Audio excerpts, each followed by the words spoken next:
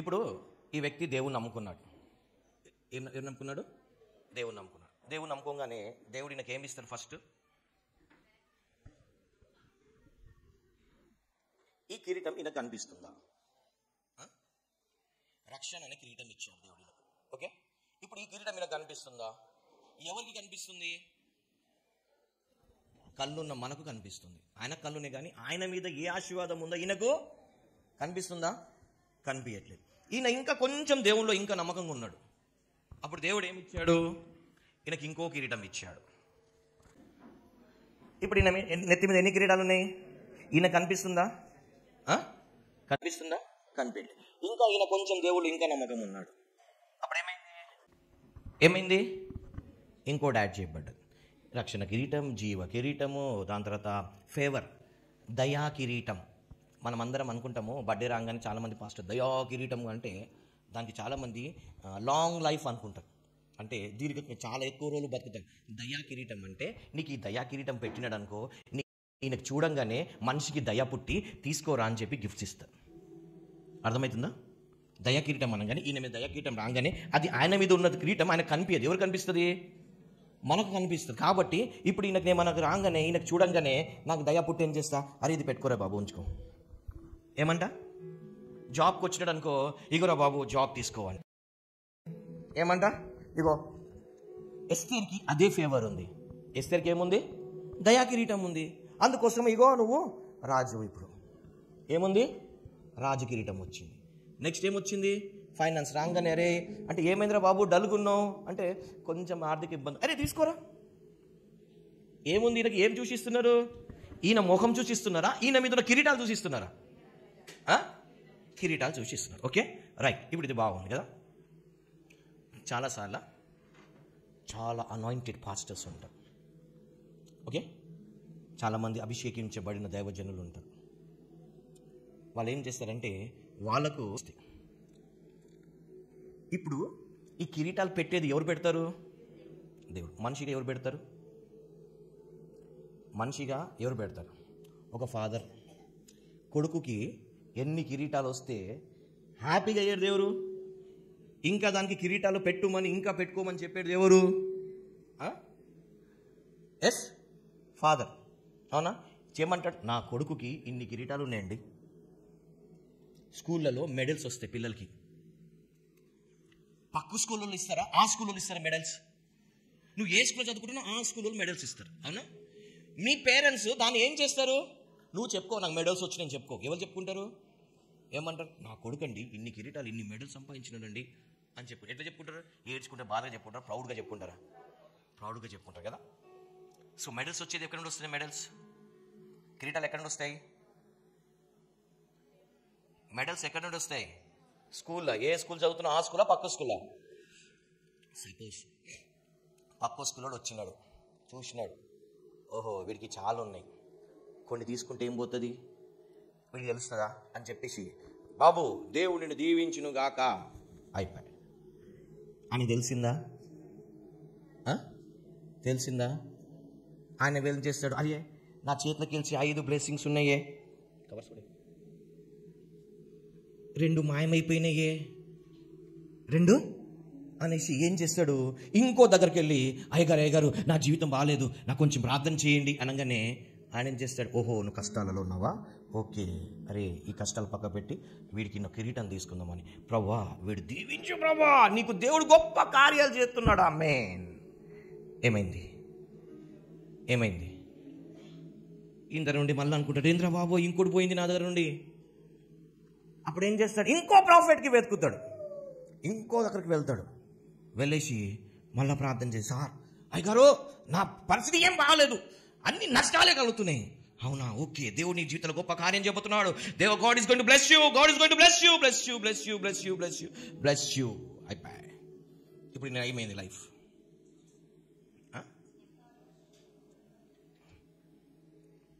ఏమైంది ఇప్పుడు జీవితం?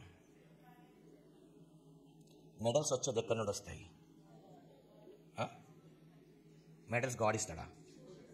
స్కూల్ నుండి వస్తాయి. ఏ స్కూల్ నుండి వస్తాయి? నువ్వు ఏ స్కూల్ చదువుకున్నా అక్కడ స్కూల్. వేరే ప్రిన్సిపాల్ వేరే వాళ్ళు చేంజ్ చేస్తారు, దోచుకుంటారు. అందుకోసమే ఎవరు పడితే వాళ్ళతో వెళ్ళి చేయి పెట్టి ప్రే చేయించుకోవడం, ప్రే చేయి అని వెళ్ళొద్దు. You will lose many things. అర్థమవుతుందా? అర్థం కావట్లేదా? చాలామందికి స్పిరిచువల్ లైఫ్స్ పోయింది అట్లనే. చాలామంది లైఫ్లో బ్లెస్సింగ్స్ పోయినాయి. ఏం బ్రదర్ మీ చర్చ్కి రాగా నా చర్చ్కి రాగానే కాదు, నువ్వు ఎవరో చేతిని ఈయన కనిపించట్లేదు. ఇప్పుడు ఈ బ్లెస్సింగ్స్ అన్నీ ఎక్కడున్నాయి? ఈ ఆశీర్వాదం ఎవరి దగ్గర ఉన్నాయి? తీసుకున్నా వెళ్ళిపోయినాను అంతే. ఇక ఈయనకేమున్నాయి? ఒక్కసారి ఆలోచుకో. మీరు ఎవరి వాళ్ళతో చేపెట్టుకుని ప్రే చేయండి. ప్రే చేసిన కష్టాలు పెరుగుతున్నాయి.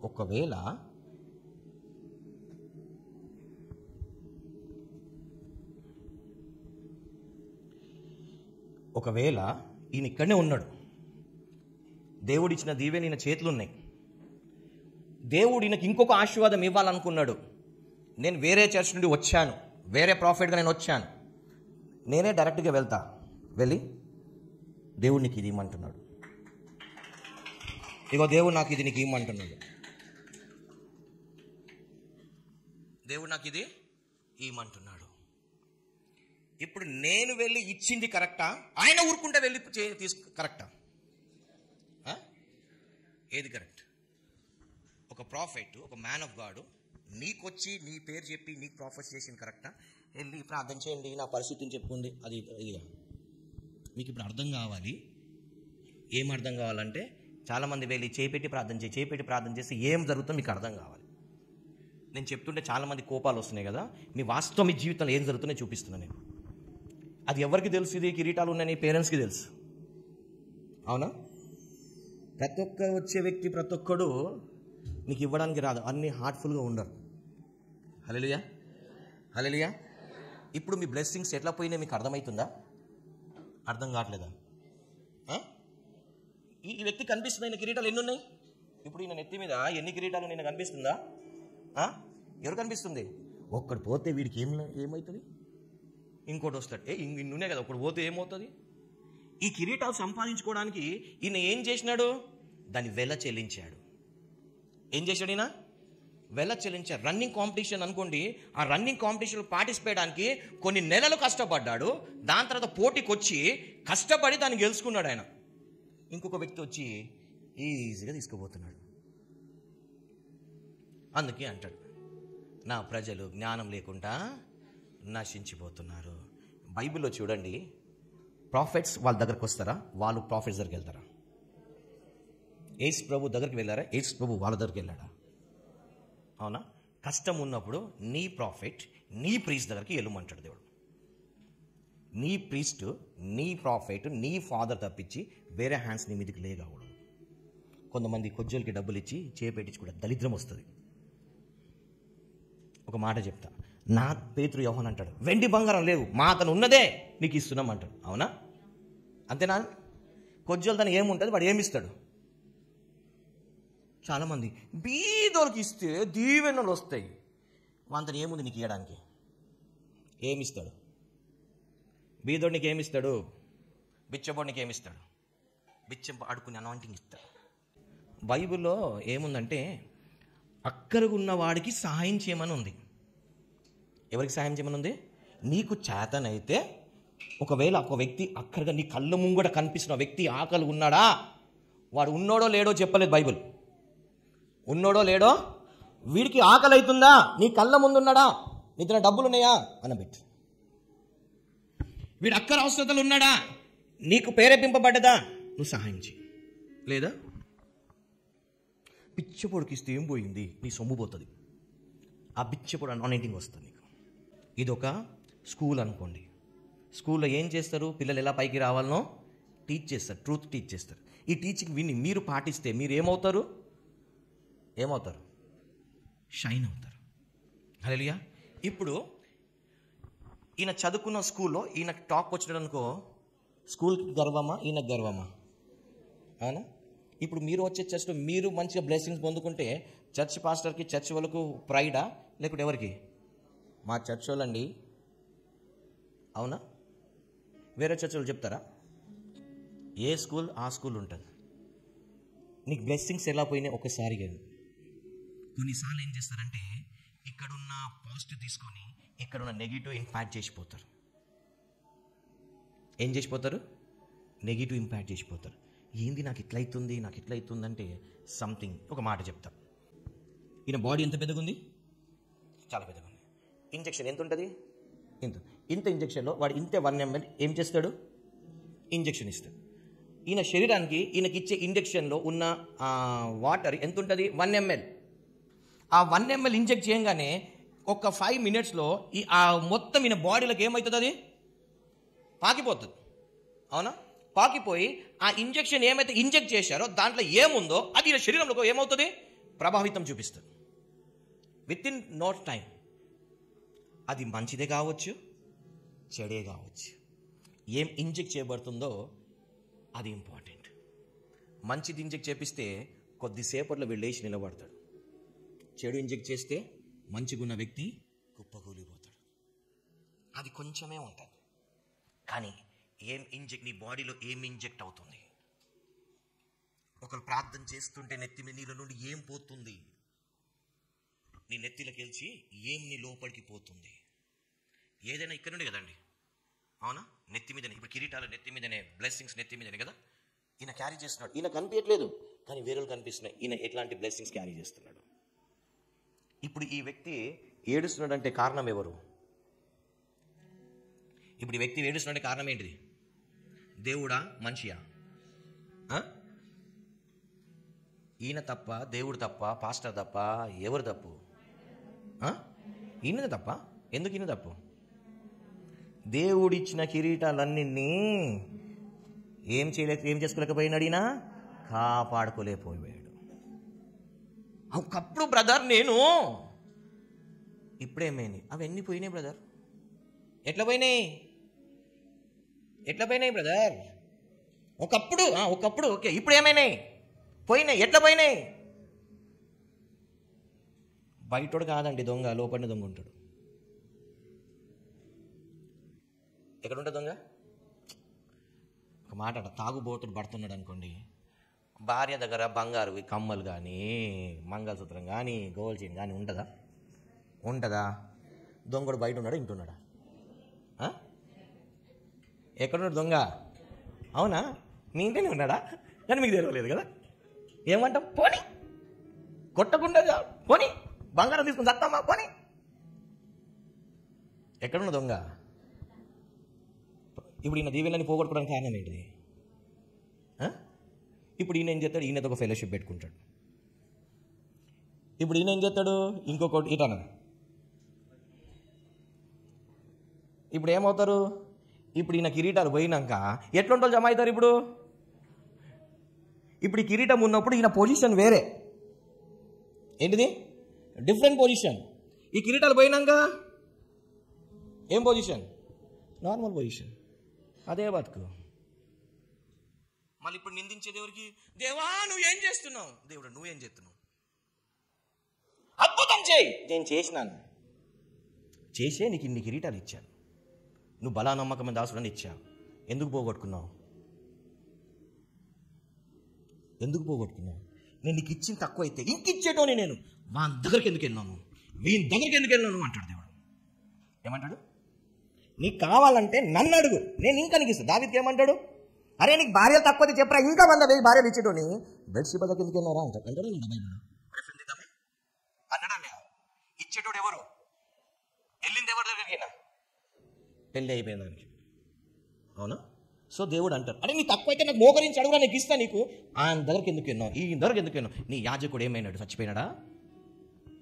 నీకు లేడా యాజకుడు? లేడా నీకు ఆత్మీయ తండ్రి? లేదా? నువ్వు వెళ్ళి మోకరించి ప్రార్థన చేస్తే నేను ఇవ్వనా? అక్కడికి ఎందుకు వెళ్ళావు? నీకు ఎవరు వెళ్ళమన్నారా? ఇప్పుడు ఈయన నా కొడుకు. ఇప్పుడు ఈయన కావాలంటే ఎవరికి అడగాలి? ఎవరు ఇవ్వాలి?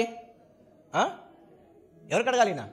నాకు అడగకుంటే వెళ్ళి వేరే వాళ్ళకి అడిగితే నేనేం చేస్తా? వీడికి బుద్ధి రావాలి, చూద్దాం మడుకొని ఎక్కడ చూస్తా అంట నేను. ఎందుకు? వీడికి చాక్లెట్ కావాలనుకోండి, నా తన చాక్లెట్ ఇప్పించే డబ్బులు లేవా? ఉన్నాయా లేవా? వీడికి బట్టలు కావాలనుకోండి, బట్టలు ఇప్పించే డబ్బులు నా తన ఉన్నాయా లేవా? ఒక్కడు కాదు 10 కొనిస్తా. కానీ ఎప్పుడు? నువ్వు నా దగ్గరకు వచ్చినప్పుడు, నీకు అవసరం ఉన్నప్పుడు నేను బట్టలు కొనిస్తా. ఎస్, ఎప్పుడు పడితే అప్పుడు కొని. నీకెందుకు డాడీ మండే స్కూల్కి వెళ్ళాలి డాడీ, నాకు షూ కావాలి డాడీ, ఇప్పిస్తా. నేను నీకు షూ అని ఇప్పిస్తా. ఒకవేళ షూ ఇప్పించేది లేకపోతే నీ సార్తో నేను మాట్లాడతా. బట్ నువ్వు సెక్యూర్. మనం ఏం చేస్తామంటే మన కన్న తల్లి తండ్రులకు ప్రాబ్లం చెప్పుకోము, కానీ ఎవరో ముక్కు ముఖం తెలియనోరికి వెళ్ళి ప్రాబ్లమ్స్ అన్నీ చెప్పుకుంటాం. ఏం చెప్తాం? వాడు ఎవడో మనకు తెలియదు, అక్క ఇగో మా ఆయన ఇట్లే చేసిండే, అక్క మా చెల్లి ఇట్లే చేసింది, అక్క మా ఇంట్లో చేసిందంటే అక్క ఏం చేస్తే నీకు మీ ఇంట్లో పెద్ద బొక్క పెట్టిపోతుంది. ఏం చెప్తుంది? ఎందుకు? నీ జీవితంలో ఉన్న వీక్ పాయింట్స్, మీ ఇంట్లో ఉన్న ప్రాబ్లమ్స్ అపవాదికి నువ్వే చేతిలో పెడుతున్నావు. కూర్చోబో. నువ్వేం చేస్తున్నావు? నువ్వే ఇస్తున్నావు. ఒక్కరు మీ కుటుంబంలోకి రావడానికి, ఒక్కరు మీ జీవితంలో రావడానికి యాక్సెస్ ఇచ్చింది ఎవరు? నువ్వే కొద్ది వాడు వస్తాడా? నువ్వు యాక్సెస్ ఇవ్వకపోతే వాడు నీ లైఫ్లోకి దూరుతాడా? దూరాడు. యాక్సెస్ ఇచ్చింది దానికి దారి కలగజేసింది ఎవరు? నువ్వే కదా. మా ఇంట్లో ఎట్లా జరుగుతుంది, మా ఇంట్లో జరుగుతుంది, ఎందుకు ఆ అక్కకు ఆ తమ్ముడుకు నీ లైఫ్లో జరిగేది ఆయనకి ఎందుకు? మీ బ్లెస్సింగ్స్ ఎక్కడ పోతున్నాయి? నేను అందుకే చాలామందికి చెప్తాను, గర్భఫలం వచ్చిందా చెప్పకు, మూసుకో. పెళ్లి సంబంధం కుదిరిందా, మూసుకో. కారు కొన్నావా, మూసుకో. నీకేమన్నా ప్లాన్ వచ్చిందా, ఇంప్లిమెంట్ చేయి. అందరికీ టామ్ టామ్ చేయకు, బైబుల్ ఉంది.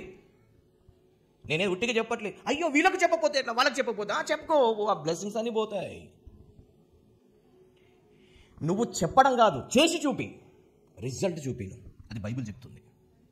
కొంచెం అరే నేను చేస్తున్నారా, వీడు చేస్తున్నాడా, ఏదో చేస్తున్నారా, వీడు నాకన్నా ముందు వెళ్ళిపోతాడు. నీకు ఎవరి హార్ట్ నీకేం తెలుసు, ఎవరి హృదయాలు ఏం తెలుసు? అరే నీకు హెల్ప్ చేస్తారా బిజినెస్లా, నేను హెల్ప్ చేస్తా. వీడు బిజినెస్ చేస్తాడా, ఎట్లా చేస్తాడు నేను చూస్తా. ఎట్లా చేస్తాడో నేను చూస్తా. రాంగ్ వ్యక్తిని కనెక్ట్ చేస్తాడు వాడు. ఏంటిది? రాంగ్ వ్యక్తి కనెక్ట్ అయిన అనుకో, వాడు ఏం చేస్తాడు, ఇది కావాలి, అది కావాలి, అది కావాలి, ఇది కావాలని అన్ని తెప్పించి వీడు లాస్ట్కి గాయమైపోతాడు. Wrong person. ఇప్పుడు ఎగ్జాంపుల్, ఇప్పుడు ఈయన బట్టల షాప్ పెట్టుకోవాలనుకున్నాడు అనుకోండి. ఏం పెట్టుకోవాలనుకున్నాడు? బట్టల షాప్ పెట్టుకోవాలనుకున్నాడు. ఇప్పుడు ఈయన ఏం చేసినాడు? నన్ను కన్సల్ట్ చేసినాడు. నేను ఆల్రెడీ బట్టల షాప్ ఎక్స్పీరియన్స్ కాబట్టి, అంకుల్ నేను బట్టల షాప్ పెట్టాలంటే ఎక్కడ కొనాలంటే, నాన్న నేను నీకు హెల్ప్ చేస్తాను, నో ప్రాబ్లం, దా నేను చూపిస్తాను. ముంబై తీసుకెళ్తాను, ఢిల్లీ తీసుకెళ్తాను, అన్ని బట్టలు ఇప్పించేసి ఎక్కడ అమ్మాలి, ఎలా అమ్మాలి, ఇప్పించే కాడికి ఇప్పించేస్తాను. ఎలా అమ్మాలి ఏంటంటే నాకు కొంచెం ప్రాబ్లం ఉందని చెప్పి విడిచిపెట్టేస్తా. ఇప్పుడు వీని మనీ అంతా ఏమైంది? బ్లాక్ అయిపోయింది. అవునా? కొన్నాడు కరెక్టే, కొనడం గొప్ప కాదు, దానికి ఇప్పుడు ఎట్లా అమ్మాలి, ఎంతకు అమ్మాలి? ఇప్పుడు ఈయన ఏంటిది, ఇది 100 రూపాయలు కొన్నాడు, ఎంతకు అమ్మాలి? 100కి అమ్మాలనా? నష్టం. 120కి అమ్మాలనా? నష్టం. ఎంతకు అమ్మాలి మరి? ఎంతకు అమ్మాలి? అదే ఈయన బట్టల వ్యాపారం చేయాలన్నప్పుడు బట్టల షాప్కి వెళ్ళి ఒక 6 నెలలు పని చేసినాడు అనుకోండి, ఏమవుతుంది? ఈయనకు బైబిల్ సెలవిస్తే నువ్వు హెడ్ కావాలంటే ఫస్ట్ సర్వెంట్ కావాలంటాడు దేవుడు. నువ్వు యజమాని కావాలంటే, బాస్ కావాలంటే ఫస్ట్ నువ్వు ఏం కావాలి? సర్వెంట్ కావాలి. ఇప్పుడు ఈయన బట్టల షాప్కి వెళ్ళి 1000కో 200కో పని చేసినాడు అనుకోండి, ఈయనకి ఏం తెలుస్తుంది? కస్టమర్తో ఎలా మాట్లాడాలి, ఎలాంటి కస్టమర్స్ వస్తారు, లేటెస్ట్ ట్రెండ్ బట్టలు ఏంటి, దానికి ఎలా ఫోల్డ్ చేయాలి, ఎలా పెట్టాలి, ఎంత కొనాలి, ఎంత కమ్మాలి, ఇవన్నీ ఈయనకి ఏమవుతుంది? ఒక 6 నెలలు సంవత్సరం పాటు షాప్లో ఉంటే ఏం తెలుస్తుంది? కస్టమర్లు ఎలా దొంగతనాలు చేస్తారు, ఏం చేస్తారు, అన్నీ ఏమవుతుంది? ఈయనకు ఎక్స్పీరియన్స్ వస్తాయి. ఎప్పుడైతే ఈయన ఎక్స్పీరియన్స్ అవుతాడో అప్పుడు ఈయన ఏం చేయొచ్చు? రైట్, ఇప్పుడు నాకు కొంచెం అనుభవం వచ్చింది కాబట్టి ఈయన బట్టలు ఎక్కడ డైరెక్ట్కి వెళ్ళి ట్రెండ్లో ఉన్న బట్టలు కొన్ని తీసుకొచ్చి ఒక చిన్నగా పెట్టుకున్నాడు అనుకోండి, ట్రెండ్లో ఉన్న బట్టలు పెట్టుకున్నాడు అనుకోండి, ఏమైతే అందరు వచ్చి సేల్ అవుతుంది. ఎందుకంటే ఇప్పుడు ఈయన ఏమైనాడు? నేర్చుకున్నాడు. 1000 రూపాయలు బట్టలు తెచ్చుకున్నాడు, 2000 అమ్మినాడు. అప్పుడు ఏమవుతుంది? కొంచెం ఓకే రైట్, ఇంకొక 2000 పెట్టి తెచ్చుకుని 1500 పెడతాడు, మళ్ళీ వ్యాపారం. ఎందుకు? ఈయనకి ఏమైంది? ఇప్పుడు దాని గురించి అవగాహన వచ్చింది. దావీద్కి దేవుడు అంటాడు, దావీద్ అంటాడు, ఆయన చేతులకు యుద్ధాలు నేర్పింది ఎవరంట? దేవుడు నేర్పుతాడు. ఆయనకు తీసుకెళ్లి రాజుగా పెట్టలేదు, ఫస్ట్ యుద్ధాలు నేర్పించాడు. ఆయనకు యుద్ధం చేయడం రాదు, అవన్నీ ట్రైనింగ్ ఇచ్చాడు. ట్రైనింగ్ అయిపోయిన తర్వాత తీసుకెళ్ళి సింహాసనం ఎక్కిచ్చాడు దేవుడు. ఎస్, ఫస్ట్ ఈయన ఏం చేయాలి? సర్వెంట్ కావాలి. అప్పుడు ఈయన ఏమవుతాడు? ఈయనకు బట్టల గురించి ఏ బట్టనో తెలియదు, ఏ కాటనా తెలియదు, సిల్కా తెలియదు, ఏం తెలియదు. కస్టమర్కి ఏం చెప్తాడు ఈయన? నేను చెప్పింది అర్థమవుతుందా, అర్థం కావట్లేదా? ఎస్. సో ఇప్పుడు తప్పేవాడిది. అందుకే అంటాడు దేవుడు, నీకేమని పొదువైతే నాకు అడుగు. బైబుల్లో ఉంది ఏమని? ఆపత్కాలంలో నాకు మొరపెట్టుము, నేను నీకు ఉత్తరం ఇస్తాను. అవునా? నీ జ్ఞానం పొదువైతే నాకు అడుగు, నేను నీకు జ్ఞానం ఇస్తాను. అవునా? నీకేమైనా కావాలంటే ఎవరిని అడగమంటున్నాడు? హన్నా పిల్లలు కావాలి, ఎక్కడ పోయింది? హన్నా పిల్లలు కావాలి, ఎక్కడ పోయింది? ఆ టైంలో వేరే ప్రాఫిట్స్ లేరా? ఆ టైంలో వేరే ప్రాఫిట్స్ లేరా? ఉన్నారా లేరా? ఉన్నారు. మరి ఎక్కడికి వెళ్ళింది ఆమె? ఆమె వెళ్తున్న ప్రతిసారి వెళ్తున్న మందిరానికి వెళ్ళి ఏం చేసింది? ఎవరిని అడిగింది ఆమె? ఇది ఇంతకుముందు ఆది కాండంలో కూడా రాహేల్ ఏమంటుంది? నాకు సంతానమీ అంటది. ఎవరిని అడుగుతుంది? యాకోబుని అంటాడు. యాకోబు ఏమంటే కోపం వచ్చి, నేనేమో దేవున్నా, నీకు సంతానం ఇవ్వకుండా ఆపడంగా దేవున్నా అంటాడు. అవునా కదా? ఆమె ఎవరిని అడుగుతుంది? ఎవరిని అడగాలి? ఎస్, రాంగ్ పర్సన్స్ కదా. రాంగ్ పర్సన్స్ ఏం చేస్తారు? దేవుణ్ణి అడగాలి. దేవుడు అన్నాడు, నా పేరిట మీరు ఏమి అడిగినాను. అవునా? సో ఎవరి పేరు అడగాలి? ఎక్కడ అడగాలి? ఎవరిని అడగాలి? ఎవరన్నా? నేను చెప్పేది కింగ్డమ్ ఆఫ్ గాడ్ గురించి. ఈ కింగ్డమ్ ఆఫ్ గాడ్లో నీకు రాజు ఉంటాడు. ఆ రాజుకే నువ్వు చెప్పుకోవాలి. ఇప్పుడు ఈ ప్రాంతానికి ఒక లీడర్ ఉంటాడు. నువ్వు డైరెక్ట్ వెళ్ళి సీఎం అడిగితే సీఎం ఎవరిని రిఫర్ చేస్తాడు? ఎమ్మెల్యే రిఫర్ చేస్తాడు. ఎమ్మెల్యే ఎవరు చేస్తారు? ఇక్కడ లోకల్ లీడర్ చేస్తారు. అంటే నువ్వు మళ్ళీ ఎక్కడికి రావాలి? మొత్తానికి మళ్ళీ ఎక్కడ రావాలి? లోకల్ లీడర్ వస్తాను. ఎందుకు? అపాయింట్ చేసింది నీకోసమే. హల్లెలూయా. సో నువ్వు డైరెక్ట్ ఇక్కడ లీడర్ దగ్గరికి వెళ్తే, సో దేవుడు యేసు ప్రభుని అడిగి పెట్టాడు మన మధ్య. నువ్వు నీకేమైనా అవసరం ఉందంటే దేవుని దగ్గరికి వెళ్ళు, యేసు ప్రభు దగ్గరికి వెళ్ళు, తండ్రి దగ్గర. ఎందుకు? యేసు నా నామంలో ఏం అడిగినాను ఎవరిస్తారు? యేసు ప్రభు ఇస్తాడా? మనుషులు ఇస్తాడా? మరి మనం ఏం చేస్తున్నాం? మనం ఎవరిని అడుగుతున్నాం? ఎవరిని నమ్ముతున్నాం? ఎవరిని అడుగుతున్నాము? ఎవరిని నమ్ముతున్నాము? ఎక్కడికి వెళ్తున్నాము? బైబుల్ ఎవరి దగ్గరికి వెళ్ళమని చెప్పింది? నీ కష్టకాలంలో ఎక్కడికి వెళ్ళమని చెప్పింది? కష్టకాలంలో ఎవరిని అడుగుమని చెప్పింది? కష్టకాలంలో ఎవరిని నమ్మమని చెప్పింది? మన కష్టకాలంలో ఎవరి దగ్గరికి వెళ్తున్నాం? ఎవరిని నమ్ముతున్నాం? ఎవరిని అడుగుతున్నాం? మనం బైబుల్ ఉన్న వాళ్ళందరూ కష్టాలు వచ్చినాయి. ఆ కష్టాలు తీరడానికి వాళ్ళు ఎక్కడికి వెళ్ళారు? ఎక్కడికి వెళ్ళారు?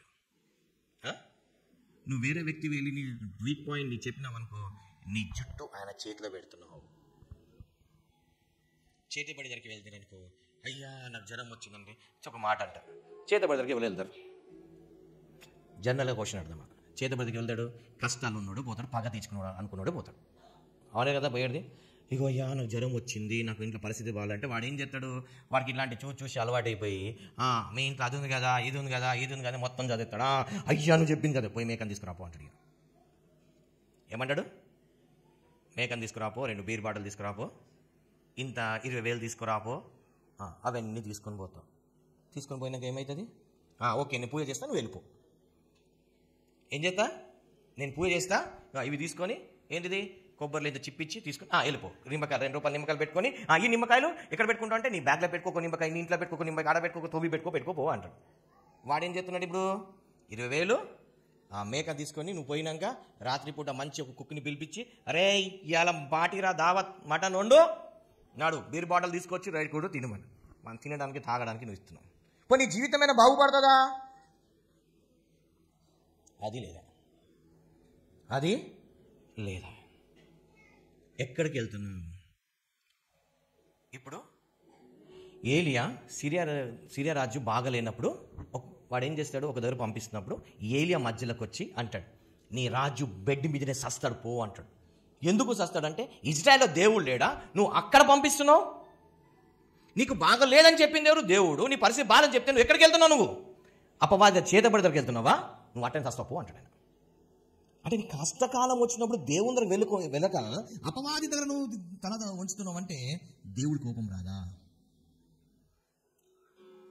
నరుని ఆశ్రయించిన నరుడు శాపగ్రస్తుడు. సో దేవుని ఒక రాజ్యంలో నీకేమైనా కష్టం వస్తే గో టు జీసస్. ఆ రాజు దగ్గరికి వెళ్ళాలి. ఆ రాజ్యే నీ కరెక్ట్ నీ ప్రాబ్లం సొల్యూషన్ చేస్తాడు. హల్లెలూయా. వేరే దగ్గరికి వెళ్తే ఏమవుతుంది?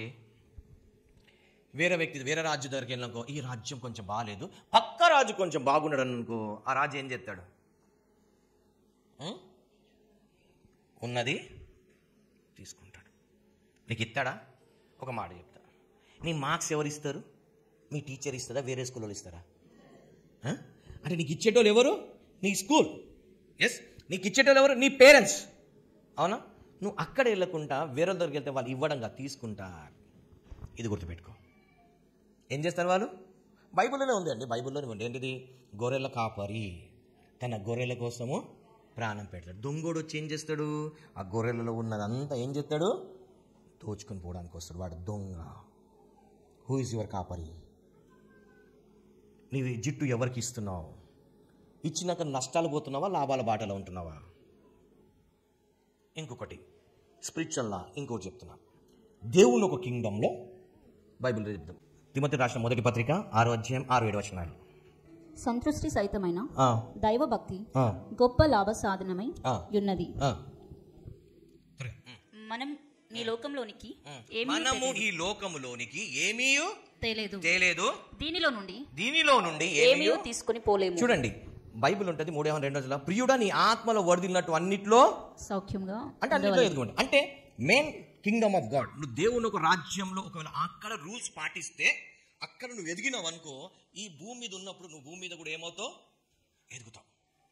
నువ్వు ఫ్రూట్ఫుల్గా ఉంటావు. కానీ మెయిన్ స్పిరిచువల్ రిలం ఏంటిది? నీ కింగ్ జీసస్ క్రైస్ట్, యేసు ప్రభువే నీ రాజ్యం ఉండాలి. ఆయన రాజ్యంలో నువ్వు ఉన్నప్పుడు ఖచ్చితంగా ఆయన రాజ్యంలో కొన్ని నియమాలను పాటించినప్పుడు నువ్వేం తీసుకెళ్తావు? గొప్పగా అవుతావు. ఇక్కడ ఉండే వాడుకోండి. ఇప్పుడు చూద్దాం మనం ప్రసంగి 12వ అధ్యాయము 6-7 వచనాలు. వెండి తాడు విడిపోవును, బంగారు గిన్నె పగిలిపోవును, దార యొద్ద కుండ పగిలిపోవును, బావి యొద్ద చక్రం పడిపోవును, మన్నైనది వెనకటి వలనే. చూడండి, మన్నైనది మళ్ళీ వెంకటి వలె మన్నయి మరలా భూమికి చేరును. అంటే మన ఈ శరీరము ఏంటిది? మనుండి వచ్చింది కాబట్టి తిరిగి మళ్ళీ మన్నయే పోతుంది. ఆత్మ దేవుని వచ్చిన దాన్ని దయచేసిన దేవుని యొద్దకు మరలా పోవును. ఓకే, మిగిలింది ఏంటిది ఇప్పుడు? ప్రాణం. అవునా? దేవుని దగ్గర వచ్చిన ఆత్మ దేవుని దగ్గరికి వెళ్ళిపోయింది. మట్టి నుండి వచ్చిన శరీరం మళ్ళీ మట్టికి కలిసి. ఇప్పుడు మిగిలింది ఏంటిది? ప్రాణం కదా. ఇప్పుడు ఈ ప్రాణమే నీకు పరలోకం పోతుందా నరకం పోతుందా డిసైడ్ చేస్తుంది. ఓకే, ఇప్పుడు ఈ ప్రాణానికి చాలా బరువు ఉందనుకోండి, పరలోకానికి నడవగలుగుతుందా? బరువు ఉన్న వ్యక్తి పడిపోతాడా, లేచి నడుస్తాడా? నీ పాప భారం అంత ఉందనుకో, పరలోకానికి పోలు, నరకానికి పడివేయబడతావు. ఓకే, ఇప్పుడు మనం కొంచెం ముందుకు వద్దాం. ప్రసంగిలోనే 3వ అధ్యాయము 20వ వచనం. సమస్తమును ఒక్క స్థలమునకే పోవును, సమస్తము మంటిలో నుండి పుట్టెను, సమస్తము మంటికే తిరిగి పోవును. బంగారం ఎక్కడి నుండి వచ్చింది? మళ్ళీ మట్టికే పోతుంది. మనిషి ఎక్కడి నుండి వచ్చాడు? ఏదైనా మట్టి నుండి వచ్చి మళ్ళీ మట్టికే పోతుంది. ఇది ఫైనల్. Okay, right. ఇంకా మనం నరుల ఆత్మ పరములకు ఎక్కిపోను లేదు, మృగముల ప్రాణము భూమికి దిగిపోను లేదు, ఎవరికి తెలియను. చాలు. మనం ఇప్పుడు కీర్తనలు 37-21 చేద్దాం. కీర్తన గ్రంథము 37వ అధ్యాయం 21 గ్రంథం. భక్తిహీనులు అప్పు చేసి తీర్చక యుందురు. ఈ స్పిరిచువల్ కింగ్డమ్ లో ఏంటిది? ఈ క్రీస్తు అనే రాజ్యంలో, దేవుని ఒక రాజ్యంలో అప్పు తీసుకుంటే ఏం చేయాలంట? తీర్చాలి. తీర్చకపోతే ఇక్కడ నీ బ్లెస్సింగ్స్ నీకు రావు. ఏముంది ఇక్కడ? ఇప్పుడు ఒక మాట అంట, నాకు డబ్బు అవసరం ఉంది, బాబు 1,00,000 రూపాయలు కాలు మొత్తం రేపు ఇచ్చేస్తా, ఎల్లుండి ఇచ్చేస్తా, అవతలని ఇచ్చా, నాకు ఇయ్యవా అంటే, ఇప్పుడు నాకు అవసరం ఉందని చూసి ఈయన అప్పు చేసినాడో లేదా దాచిపెట్టుకున్నాడో ఎందుకో ఈయన దగ్గర సరే పోని అని చెప్పి నా అవసరతలో ఈయన డబ్బు నాకేం చేసినాడు? ఇచ్చినాడు. ఓకే, ఇప్పుడు నేను డబ్బు తీసుకున్న తర్వాత ఇప్పుడు ఈయన డబ్బులు అడిగినుకో, రేపిస్తా, ఎల్లుండి ఇస్తా, అవతలని ఇస్తాను అనుకో, ఇప్పుడు ఈయన దగ్గర నుండి ఎక్కడి నుండి మొర వెళ్తుంది? శరీరం నుండి మొర వెళ్తుందా? ప్రాణం నుండి మొర వెళ్తుందా? లేకపోతే ఆత్మ నుండి మొర వెళ్తుందా? ఎక్కడి నుండి మొర వెళ్తుంది? ఈయన ప్రాణం నుండి మొర వెళ్తుంది. ఎక్కడికి వెళ్తుంది? ఈయన ఆత్మ ప్రాణం కలిసి ఉంది కాబట్టి ఈ ఆత్మ ప్రాణం నుండి ఈ మొర వెళ్ళి రాజు దగ్గరికి వెళ్తుంది. ఎక్కడికి వెళ్తుంది? అందుకే బైబిల్లో ఉంటే ప్రసంగిలోనే, నీ వాక్కు నువ్వు బెడ్రూమ్లో మాట్లాడుకున్నది పక్షులు క్యారీ చేస్తాయి. అందుకే రాజుల గురించి తప్పుగా మాట్లాడు. అంటే ఆ వ్యక్తి హృదయంలోకి వెళ్ళి, ఆత్మలోకి వెళ్ళి, ప్రాణాలకు వెళ్ళి ఏమవుతుంది? నా డబ్బు అని ఇస్తాను నాకు మోసం చేశాడు. ఏం చేశాడు? చదవండి వాక్యం మళ్ళీ చదువు ఒకసారి. భక్తిహీనులు అప్పు చేసి తీర్చక యుందురు. ఇప్పుడు ఏమైంది? ఈ కింగ్డమ్ ఆఫ్ గాడ్ లో ఏమైంది? తప్పు చేసినాడు. ఏమని? అవసరం ఉన్నప్పుడు తీసుకున్నాడు, తర్వాత తిరిగి ఏం చేయాలి? ఇచ్చేయాలి కదా. ఇయ్యకపోతే ఏం చేసిన వాడైతాడు? ఈయన దగ్గర నుండి ఏం తీసుకున్నాడు? అప్పు తీసుకున్నాడు. ఇప్పుడు ఎక్కడ ఉంది ఇది? ఇప్పుడు ఈ బరువుతోని మనిషి ముందుకు వెళ్తాడా? ఇప్పుడు నువ్వు ఆ రాజ్యంలో తిరుగుతుంటే అందరికీ ఇది కనిపిస్తుందా? కనిపించదా? నీకు కనిపించదు, నీకు అలవాటైపోతుంది. నీకేమవుతుంది? అలవాటైపోతుంది. గవర్నమెంట్ దగ్గరికి వెళ్ళి లోన్ తెచ్చుకుంటావు. ఏం చేస్తావు? లోన్ తెచ్చుకుంటావు, తిరిగి కట్టవు. ఇప్పుడు ఏమవుతుంది? నీతి నీకు కనిపిస్తుందా? వేరొకరు కనిపిస్తుంది. ఇప్పుడు దేవుని ఒక రాజ్యంలో నువ్వు తిరుగుతుంటే అందరు ఏమంటారు? వీడు అప్పు తీసుకుని మోసం చేసినాడు, వీడు మోసగాడు. గాడ్ కింగ్డమ్లో అన్నీ తెలిసిపోతుంది. ఇప్పుడు ఆ నోట ఈ నోట పడి ఎక్కడికి వెళ్తుంది? ఇది రాజు దగ్గరికి వెళ్తాడు. అప్పుడు రాజు పిలిచి అడుగుతాడు, తీసుకున్నావు, ఎందుకు ఇవ్వలేదు? లేదు ప్రభా, నేను తీసుకోలేదు. మరి ఇవేంటిది? ఇవి సాక్ష్యాలు ఇస్తున్నాయి. ఏమైంది? అప్పుడు ఏమవుతుంది? ఇది నీ దగ్గర పెట్టుకున్నందుకు నయమాన్కి ఏమొచ్చింది? కుష్టి వ్యాధి వచ్చింది. అప్పుడు ఎక్కడికి వెళ్ళాడు ఈయన? ఎలీషా దగ్గరికి వెళ్ళాడు. ఎలీషాకు ఇవి ఇచ్చేస్తా అంటే ఎలీషా ఏమన్నాడు? వద్దు బాబోయ్ అన్నాడు. బంగారం వెండి ఎందుకు? ఆ వెండి బంగారం తీసుకున్నందుకే నీ కుష్టి వ్యాధి వచ్చి నాకు వద్దన్నాడు. కానీ ఎవరు తెచ్చుకున్నాడు? గెహాజీ తెచ్చుకున్నాడు. ఆయన వంశానికి ఏం పుట్టింది? ఆయన ఒక్కడితో పోయిందా? కుష్టి వ్యాధి ఆయనకు ఒక్కడికి వచ్చిందా?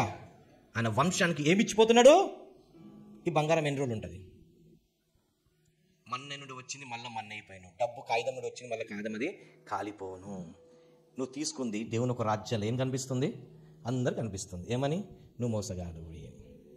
నువ్వేం చేసినావు? అప్పు తీసుకున్నావు, కట్టట్లేదు, వాయిదా వేస్తావు, రేపు కడతా, ఎల్లుండి కడతా, ఆకులు కడతా. ఇప్పుడు నీ మీద ఏమవుతుంది? వడ్డీ పెరుగుతూ ఉంది. ఏం పెరుగుతుంది? వడ్డీ పెరిగి దేవుని ఒక రాజ్యంలోకి వెళ్ళి ఎక్కడ త్రోయబడతావు?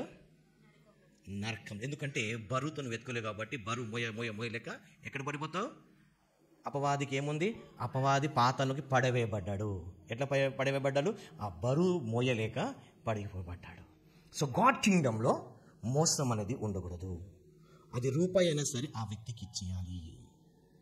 అప్పు తీసుకుంది, అప్పు తీర్చాలి. లేకపోతే ఈ స్పిరిచువల్ కింగ్డంలో నీకు ఏం కనిపిస్తుంది? ఇంకోటి బైబిల్లో ఉంది, 5% వడ్డీ వేసి ఇవ్వాలంట. 16వ అధ్యాయంలో లేవికాండంలో 5 అంటే నువ్వు సంవత్సరానికి 5% వడ్డీ వేసి అతనికి ఇవ్వాలి. లేకపోతే it will accounted in God's kingdom. అప్పుడు ఏమవుతుంది? నువ్వు అప్పు చేసి ఇల్లు కట్టుకుంటావు, అప్పు చేసి పెళ్లి చేసుకుంటావు, అప్పు చేసి కారు కొనుక్కుంటావు, అప్పు చేసి ఏదైనా తీసుకోవచ్చు నీకు ఇష్టమైంది. బట్ నెక్స్ట్ జనరేషన్కి నువ్వు ఏం విడిచిపెడుతున్నావు? శాపాలు విడిచిపెడుతున్నావు. అందుకే ఆహాబ్ ఇంట్లో ఎవరు మళ్ళీ కింగ్ కాలేదు, రాజుగా ఎవరు ఉండలేదు మరి ఆహాబ్ ఇంట్లో. ఎందుకంటే ఇక వేరే వాళ్ళది ఏది దోచుకున్నాడు. ఏముంది? బైబుల్ ఏముంటుంది? నీ పొరుగు వాంది ఏదియో ఆశ. నువ్వు డబ్బు నీ అవసరం ఉన్నప్పుడు తీసుకున్నావు, తీర్చడానికి నీకు మనసు లేదు కాబట్టి అదంతా నీకు కనిపించట్లేదు. కానీ కింగ్డంలో అందరికి కనిపిస్తుంది. ఆ బరువుతోని నువ్వేమవుతావు? నరకానికి వెళ్తావు. You will face punishment. ఇప్పుడు నేను ఏమైనాడు? గెహాజీ ఒక్కడికి వచ్చిందా కుష్టి వ్యాధి? ఆయన తరతరాలకు వచ్చిందా? అందుకోసమే డాక్టర్ తన పోగానే డాక్టర్ వాళ్ళు ఏం చెప్తా, నీకు షుగర్ ఉందా? లేదు. మీ మమ్మీకి ఉందా? మీ డాడీకి ఉందా? ఉంది. అయితే నీకు కూడా వస్తుంది. ఎందుకంటే వాళ్ళు చేసిన పాపం ఖచ్చితంగా అనుభవిస్తావు. ఇప్పుడు వాళ్ళు 1,00,000 రూపాయలు వాళ్ళు ఎక్కువ అనుకో, ఇప్పుడు నువ్వు జబ్బుకి 10 లక్షలు కడతాను. హాస్పిటల్ నువ్వు చచ్చిపోతావు, ఇప్పుడు ఆపరేషన్ చేయాలి, తీసుకొచ్చి 2 లక్షలు 6 లక్షలు. నువ్వు మీ తాతలు మీ మమ్మీ డాడీ చేసిన అప్పుని, ఆ షాప్ అని నువ్వు వడ్డీతో సహా తీర్చావు. దేవుడు నాయ కడతాడు. Okay, right. సామెతలు 3:33. భక్తిహీనుల ఇంటి మీదకి యెహోవా శాపం వచ్చును. ఇందాక చెప్పినా కదా, భక్తిహీనులు తీసుకొని మళ్ళీ ఏమి చేయరంట? అప్పు తీర్చరు. సో వాళ్ళ భక్తిహీనుల మీదకి ఏమొస్తుంది? యెహోవా శాపం. దేవుని నుండి శాపం వస్తుంది. ఆ శాపం ఏ రూపంగానే రావచ్చు. It's the Kingdom of God. నువ్వు మాట వింటే ఫుల్ బ్లెస్సింగ్స్, మాట వినకుండా ఫుల్ తన్నుడు. ఓకే, సో ఏంటిది? లోన్ తీసుకున్నా, అప్పు తీసుకున్నా, సంవత్సరం అయిపోతే సంవత్సరానికి 5% వేసి ఇచ్చేయాలి. ఇట్స్ ద బిబ్లికల్ అప్పుడు నీది నీకు ఇస్తాడు దేవుడు. కొన్నిసార్లు మనం ఆర్థిక దీవెన కోసం ప్రార్థన చేస్తాం, ప్రభా నాకు ఇవ్వట్లేదంటే ఆ అప్పు మొరబెడుతుంది. ఈయన అంటాడు దేవుడు ఏమని? ఏబేల్ రక్తం మొరబెడుతుంది అన్నట్టు నువ్వు ఎవరితో తీసుకున్నావు మన స్పిరిట్ మొరబెడుతుంది. వాడు మొరబెడితే వీడు నా డబ్బు తీసుకొని ఎంజాయ్ చేస్తున్నాడు, నన్ను మోసం చేసి వీడు చేస్తున్నాడు అని అది ఏం చేస్తుందంటే మొర పెడుతూ ఉంటుందంట. ఆ స్పిరిట్ మొర పెడుతున్నప్పుడు నీకు ఆ మొర పెట్టినప్పుడల్లా నీకు ఏదో ఒక కర్స్ అనేది దేవుని దగ్గర వస్తుంది. ఎప్పుడైతే సౌలు దేవుని ఒక మాట వినలేదో, శాపం ఎలా వచ్చి తన తరతరాలకి వెంటాడిందో, ఎప్పుడైతే నువ్వు అప్పు తీసుకొని తీర్చావో ఆ శాపం అనేది నీతో కాకుండా నీ పిల్లలకి వస్తుంది. ఓకే, నెక్స్ట్ టాపిక్లోకి వెళ్దాం.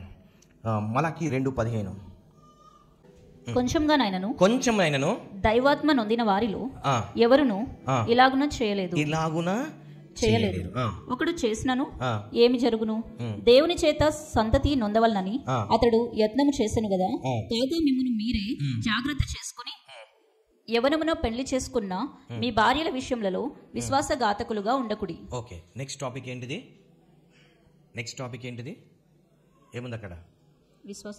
విశ్వాసఘాతకులు కాకూడదు. చూడండి, దేవుని ఒక రాజ్యంలో నెంబర్ 1 ఫెయిత్, నమ్మకం, విశ్వాసం. దేవుని ఒక రాజ్యంలో విశ్వాసాన్ని కాపాడుకోవాలి. ఆ విశ్వాసాన్ని కాపాడుకోవడానికి పౌలు అన్ని విడిచిపెట్టాడు. అందుకే నా విశ్వాసాన్ని కాపాడుకుంటుని అంటాడు. సో ఇప్పుడు నీ విశ్వాసము కమ్ టు ద ఫ్యామిలీ, భార్య భర్త. కొంతమంది భర్తలు ఏం చేస్తారంటే ఉద్యోగానికి వెళ్ళినప్పుడు ఊరికే భార్యకి ఫోన్ చేస్తాడు. ఏం చేస్తున్నావు? ఎవరు వచ్చినారు ఇంటికి? వాడు ఎందుకు వచ్చినాడు ఇంటికి? వీడు ఎందుకు వచ్చినాడు ఇంటికి? ఊరికే అనుమానం.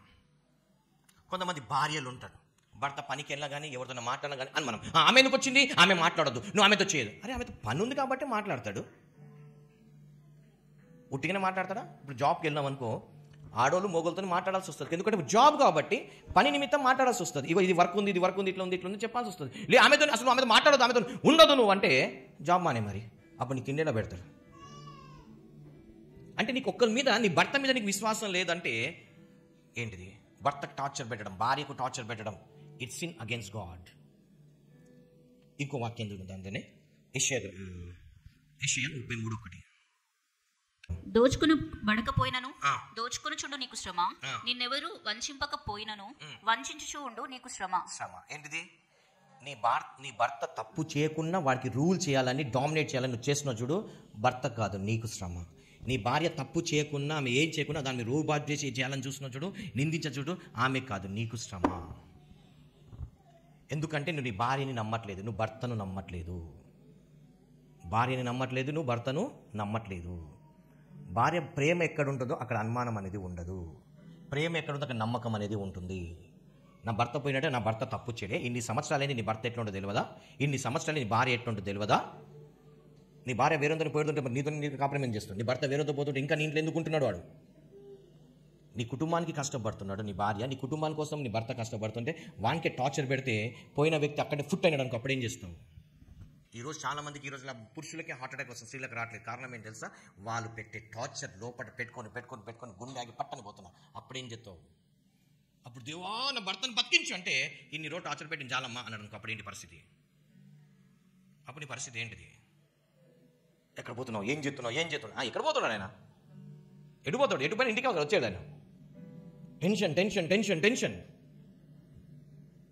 భార్య భర్తకు ఉండాల్సింది ప్రేమ, నమ్మకం.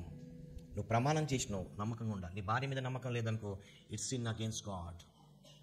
నీ భార్య ఎట్లా నీకు తెలిసి ఉండాలి. నీ భార్య వేరుతో పోతే నీకు తెలియదా? నీ భర్త ఎట్లా పోతే తెలియదా? తెలిసినప్పుడు ఎందుకు వాళ్ళకి టార్చర్ పెడతావు? ఆమెకి ఎందుకు టార్చర్ పెడతాడు?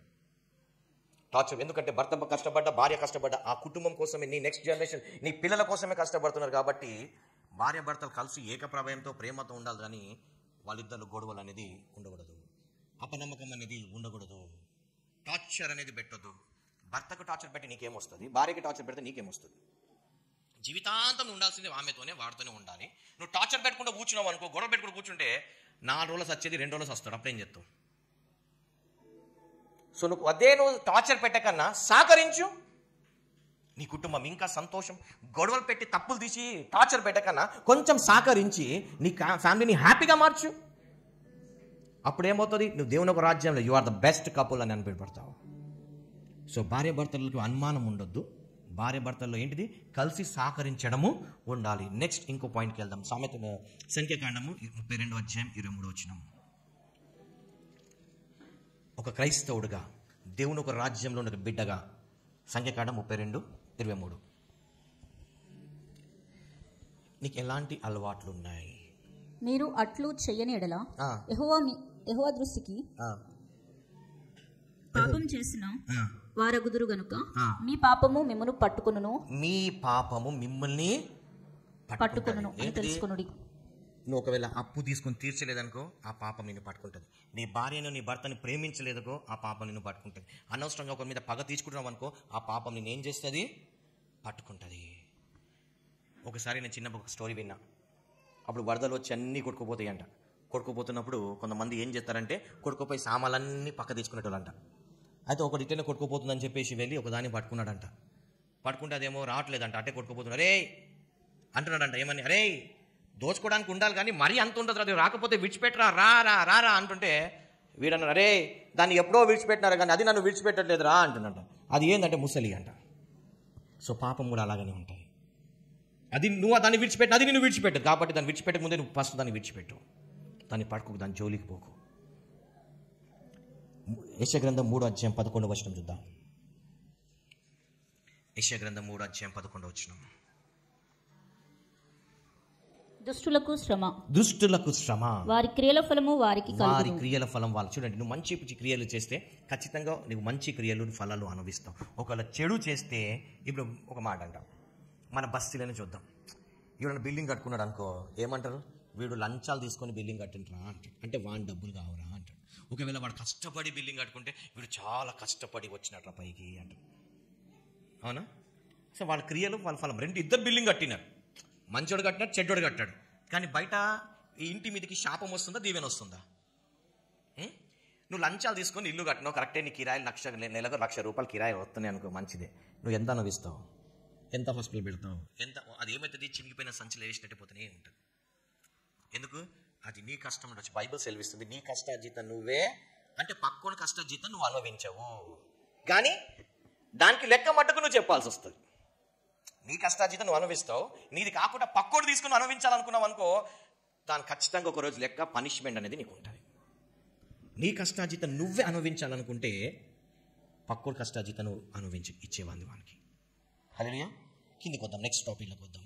నువ్వు క్రైస్తవుడు అయితే యెషయా గ్రంథంలోనే 57:20. యెషయా గ్రంథంలో 57:20. భక్తిహీనులు కదులుచున్న సముద్రం వంటి వారు, అది నిమ్మలింప నేరదు.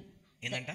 కదులుచున్న సముద్రం వంటి వారు, సముద్రం వంటి వారు, అది నిమ్మలింప నేరదు. అంటే నిమ్మలింప అంటే కూల్గా ఉంటుంది. ఏంటండి, చాలా మంది కుటుంబాల్లో సమాధానం లేదు, శాంతి లేదు అంటారు. కారణం ఏంటిది? యెహోవా ఇచ్చు ఐశ్వర్యం ఒకడికి, ఆశీర్వాదం ఒకడికి ఐశ్వర్యవంతు చేయలు, దానికి కష్టాలు ఉండవు. నీకు ఐశ్వర్యం వస్తుంది, కష్టాలు వస్తున్నాయి అంటే దేవుడి నుండి వచ్చింది కాదు. హల్లెలూయా. కొంతమంది ఇంట్లో అన్నీ ఉంటాయండి, ఏముండదు తెలుసా, సమాధానం ఉండదు. ఎప్పుడు గొడవనే గొడవనే గొడవనే గొడవనే గొడవనే. భార్యకు 2 బీరువాల చీరలు ఉంటాయి, కానీ రేపు ఫంక్షన్కి వేసుకోవడానికి చీర ఉండదు. అది భార్య భర్తల గొడవ. భర్త అంటాడు, ఇన్ని ఉన్న ఏదో ఒకటి వేసుకోయే అంటాడు, నేను అవన్నీ వేసేసుకున్నా, ఇంకా మాకు రేపటి ఇంకో చీర కావాలంటాడు. ఉంటే ఇంత పెట్టుకొని ఏం చేస్తున్నావు, నాకు ఇవ్వచ్చు కదా డబ్బులు అంటాడు. ఇప్పుడు ఇంత శాంతి ఉందా, ఏమైనా ఉందా? వేసుకుంది ఇంకోసారి వేసుకుంటే ఆ భూకంపం వస్తుందా, ఆకాశం పడిపోద్దా, ఏమవుతుంది? వేసుకుంది మళ్ళీ వేసుకుంటే భూకంపం వస్తుందా, ఆకాశం పడిపోద్దా? లేదు, మళ్ళీ వేసుకులేదు. ఇంత ఉంది కదా, నాకు బట్టలేదు. మరి బీరువాలో ఉన్నది బట్ట, 2 బీరువాలు ఏం బట్టలేదు, దాని గురించి మాట్లాడుతాను. నువ్వు ఇప్పేలే, మరి ఎవరు ఇప్పించినారు? మరి నువ్వు ఇప్పకపోతే డబ్బులు ఎవరివి? నాకు గిఫ్ట్ వచ్చింది, ఎవరి ముఖం చూసి ఇచ్చినారు గిఫ్ట్? నీ భర్తను చూసి నీకు మంచి కలర్ చీర పెట్టారు, నీ భర్త లేకుంటే ఏం చీర పెడతారు? అంటే భర్త ఎంత ఇంపార్టెంట్, భార్య ఎంత ఇంపార్టెంట్. భార్య ఎంత ఇంపార్టెంట్, భర్త ఇంపార్టెంట్. Both are equal. భర్త తీసుకొచ్చైతే నువ్వు దాన్ని కాపాడుకుంటా, నువ్వు జ్ఞానవతి స్త్రీలాగా నీళ్ళు సంతోషం పెట్టుకోవాలి, అంతేగాని ఇది చేసుకోవద్దు. ఇంకో రెఫరెన్స్కి వెళ్దాం మనము. సామెతలు 28:24. నువ్వు ఎటువంటి క్రైస్తవుడు, దేవుని ఒక కుటుంబంలో, దేవుని ఒక రాజ్యంలో నీ పాత్ర ఏంటిది, నీకెందుకు నువ్వు ఎదగలేకపోతున్నావు అనేది నువ్వు చూసుకోవాలి. ఇప్పుడు సామెతలు 28:24. తన తల్లిదండ్రుల సొమ్ము దోచుకొని, తన తల్లిదండ్రుల సొమ్మును దోచుకొని, అది ద్రోహం కాదు అనుకున్నవాడు, ద్రోహము కాదు అనుకున్నవాడు నశింపచేయవానికి జతగాడు. ఏంటంట? అంటే తల్లిదండ్రులకి ఏంటంటే నాదే ఆస్తి అని చెప్పి నీకు ఇంక ఇచ్చినాడా? మీ డాడీ నీకు ఆస్తి ఇచ్చినాడా? ఇయ్యలేదు కదా. మరి ఇయ్యనప్పుడు నీది ఎట్లయితుంది? అది ఇయ్యనప్పుడు నీదే, నువ్వు వాడుకో. నీకు అవసరంలో ప్రతి అవసరం మీ డాడీ సొమ్మును వాడుకోవచ్చు. నీకు ఇయ్యనప్పుడు నీది ఎట్లయితుంది? దోచుకొని. ఇప్పుడు చూడండి, ఈ రోజులలో తల్లిదండ్రులకు వీళ్ళు డబ్బులు ఇవ్వట్లేదు. వీళ్ళు ఖర్చులకు కానీ తిండి పెట్టకుంటే పోనీ గవర్నమెంట్ పెడుతుంటే అవి కూడా దోచుకుంటున్నారు వీళ్ళు. ఏ మనుషులు? నువ్వు ఇవ్వాలి మీ మమ్మీకి డాడీకి, నువ్వు ఖర్చులకు ఇవ్వాల్సింది పోయి నువ్వు ఇవ్వకపోతే గవర్నమెంట్తో దేవుడు ఇప్పిస్తుంటే ఆ 2,000 మీద కూడా వీళ్ళు కళ్ళు పడుతున్నాయి. వీళ్ళు ఇవ్వరు, ఇచ్చింది కూడా దోచుకుంటారు. నీకు ఎందుకే? అది ఎందుకంటే నీకెందుకు మరి? నువ్వైతే ఇవ్వట్లే కదా, మరి ఎందుకు తీసుకుంటున్నావు?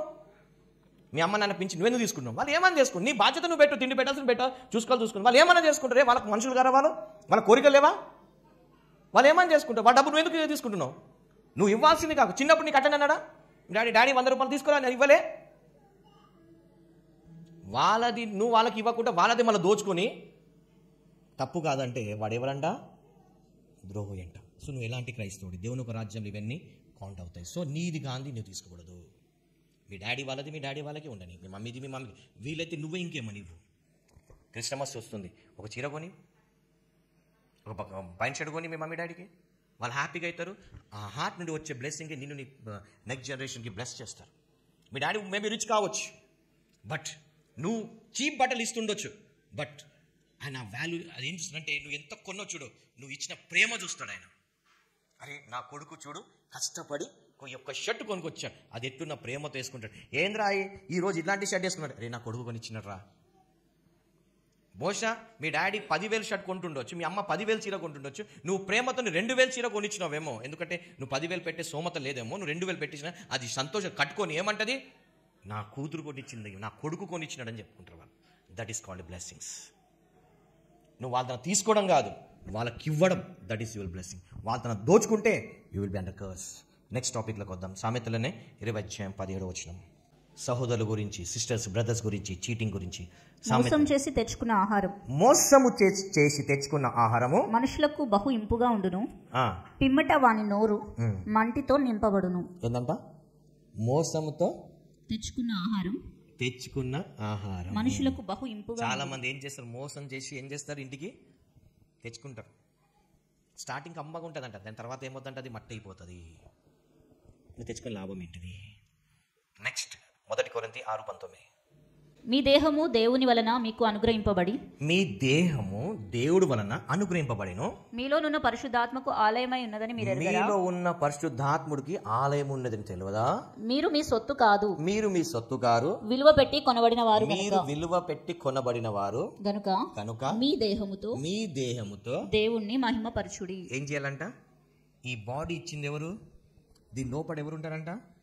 ఈ లోపల పరిశుద్ధాత్మ ఉంటాడు. కాబట్టి నీ శరీరాన్ని కూడా పరిశుద్ధంగా పెట్టుకొని యాజ్ ఎ లివింగ్ సజీవంగా దేవుడికి ఏం చేయాలంట? సమర్పించుకోవాలి. హల్లెలూయా. ఎలా సమర్పించుకోవాలి సజీవంగా అంటే?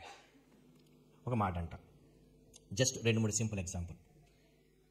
ఇప్పుడు మా ఫ్రెండ్ మ్యారేజ్ అవుతుంది.